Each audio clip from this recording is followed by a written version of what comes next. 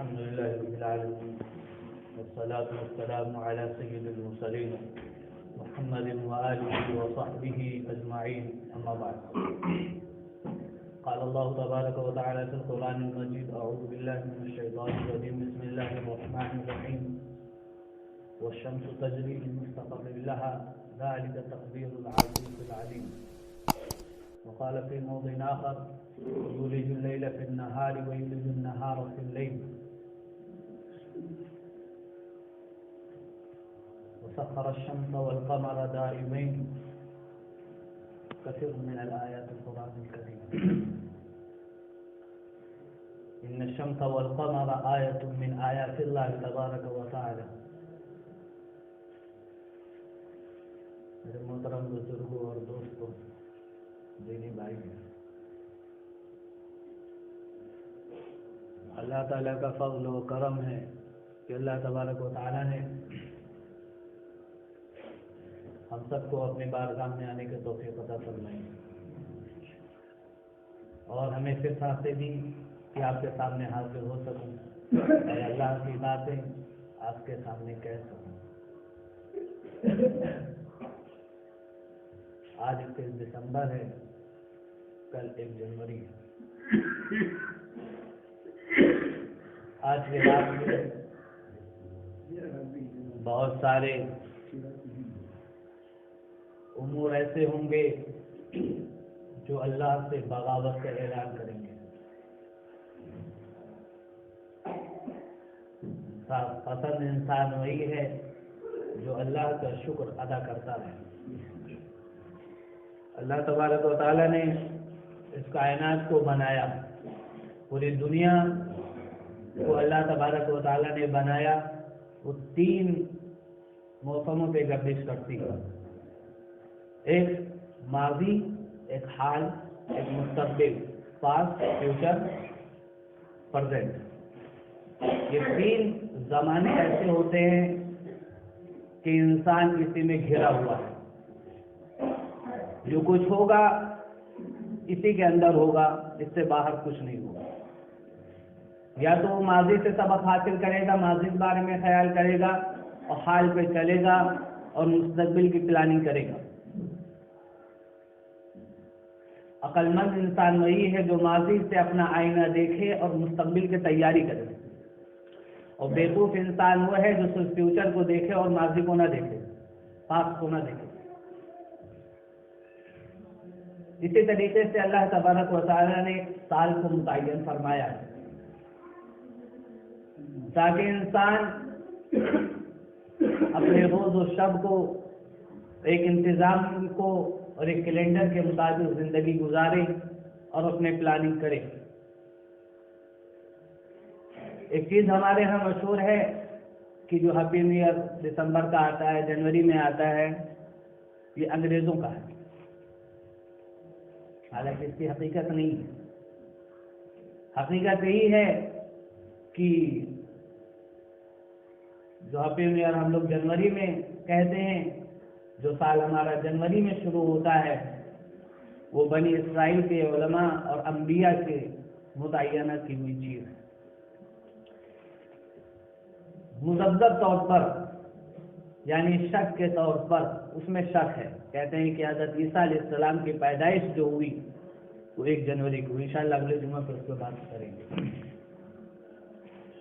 تو اسلامی مہینہ جو محرم سے شروع ہوتا ہے وہ متعینہ اور ممکنہ ہر صورت حال پر اپنی اصل حیت پر باقی ہے، اور وہ محرم سے شروع ہوتا ہے۔ تو دونوں مہینے اسلامی کہلائے، دونوں مہینے اسلامی کہلائے، دونوں سال جو شروع ہوتے ہیں وہ اسلامی نقطۂ نظر سے یہ ہوتا ہے۔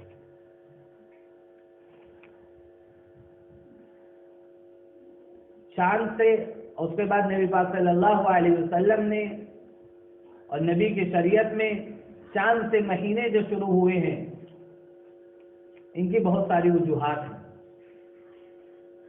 اس طور پر کہ چاند اسلامی مہینہ اس وجہ سے ہوا کہ ہمارے سارے قوانین جو ہوتے ہیں وہ اسلامی مہینے سے ہوتے ہیں۔ عورتوں کا عدت کا گزرنا، طلاق کا پڑھنا، یا اسی طریقے سے زکوٰۃ کا ہونا، یا رمضان میں روزے کا رکھنا، سال میں عید و بقرعید کا آنا وہ ہمارے چاند کے جو مہینہ گزرتا ہے اس کے مطابق ہوتا ہے.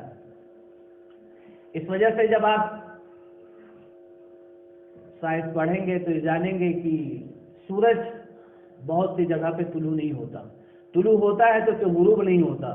6 مہینے پتہ چلا سورج نکلا ہے, 3 مہینہ سورج. آپ قطب عین شمال اس طرف سائڈ کا مطالعہ کریں گے, اس چیز کو جانیں گے کہ سورج ہر وقت طلوع نہیں ہوتا. اور چاند ایک ایسی چیز ہے کہ ہر روز وہ طلوع ہوتا ہے. یہ اگر الگ بات ہے کہ ہمیں ہر روز نہ دکھائی دے, لیکن مطابق مہینے کے جو ہوں گے اس میں چاند ضرور نکلے گا. نماز کا تمام چیز کا جو تعلق بنا ہمارا کچھ اسلامی مہینہ چاند سے متعین کیا گیا. ہم کل ایک نئی صدی میں شروع ہو رہے ہیں, داخل ہو رہے ہیں 2022 میں. کہا گیا حاسبوا قبل ان تحاسبوا, کہ اپنا محاسبہ کرو اس سے پہلے کہ تمہارا محاسبہ کیا جائے. اپنی جانچ پڑتال کر لو اور اپنے کتابوں کو, اپنے نام اعمال کو, اپنے حساب و کتاب کو درست کر لو اس دن سے پہلے کہ جس دن تمہارے نام اعمال کو اور تمہاری کتابوں کو اللہ کے سامنے محاسبہ کیا جائے گا اور اس کے سامنے رجسٹر کھولے جائیں گے. اگر ہماری زندگی اس مطابق گزری کہ ہم نے 2021 میں جو کارنامے ہوئے یا ہم سے جو غلطیاں ہوئیں اس کی معافی مانگیں اور اس سے گڑ گڑائیں, اللہ سے معافی مانگیں. ہم سے جو نادانیاں ہوئیں, ہم سے جو غلطیاں ہوئیں, اس پہ ہم اللہ کے بارگاہ میں معافی مانگیں اور ہم سے جو حقوق بندوں کے معاملات ہم سے جو ٹکرائے, کسی سے ہم سے ناراضگی ہوئی, اس سے معافی تلافی کریں اور مستقبل کی ایک پلاننگ کریں کہ اس طریقے سے ہمیں 2022 میں زندگی گزارنی ہے. تو ہر ایک کو ہیپی نیو ایئر مبارکباد دینا سبجیکٹ ہے. لیکن ہماری زندگی اسی طریقے سے گزری اور ہم نے اپنے مستقبل کا, اپنے فیوچر کی کوئی پلاننگ نہیں کی اور اپنے پاسٹ سے کوئی سبق حاصل نہیں کیا, تو ہم ہیپی نیو ایئر کہنے کے مستحق نہیں ٹھہریں گے, کیونکہ ہماری زندگی اسی طریقے سے گزری. آج کی دنیا چھوٹی چھوٹی خوشیوں کے لیے سیلیبریٹ کرتی ہے کہ کبھی فادر ڈے, مدر ڈے, آئے دن کوئی نہ کوئی ڈے ہوتا رہتا ہے. اس کے ذریعے سے وہ اپنے نفس کو مطمئن کرنا چاہتے ہیں, اپنے نفس کو خوش کرنا چاہتے ہیں, کس طریقے سے ہمیں خوشی مل جائے. سال کے 365 دن میں ان کے 50 دن اور 300 دن تو سیلیبریٹ میں چلے جاتے ہیں. فلاں کا ڈے ہے تو یہ ڈے ہے, مدر ڈے, جنہوں نے اس چیز کو باندھ دیا ہے کہ مدر ڈے ہے تو صرف آج ماں کی خدمت کرنا ہم پر ضروری ہے, باقی آئے دن انہیں دھتکار دیا جائے, اس کا ہمارا کوئی جرم نہیں ہوگا. اور اسلام جب آیا تو اس نے بچے کے وجود کے بعد بھی اس پر لاگو کر دیا کہ اپنے ماں باپ کا اکرام کرو, انہیں اف تک نہ کہو. وَلَا تَقُلْ لَهُمَا اُفٍّ وَلَا تَنْهَرْهُمَا وَقُلْ لَهُمَا قَوْلًا كَرِيمًا, کہ انہیں اف تک نہ کہو, انہیں نہ جھڑکو, اور ان سے جب بات کرو تو ذرا نرم لہجے میں بات کرو. چاہے عمر کے 100 سال میں داخل ہو گیا ہو یا آئین جوانی میں ہو, اس سے جب بات کرو تو نرم لہجے میں بات کرو اور اسے اف نہ کہو کہ کسی کام پر کہہ دیا گیا تو ہمارے ماتھے سے ہو جائے.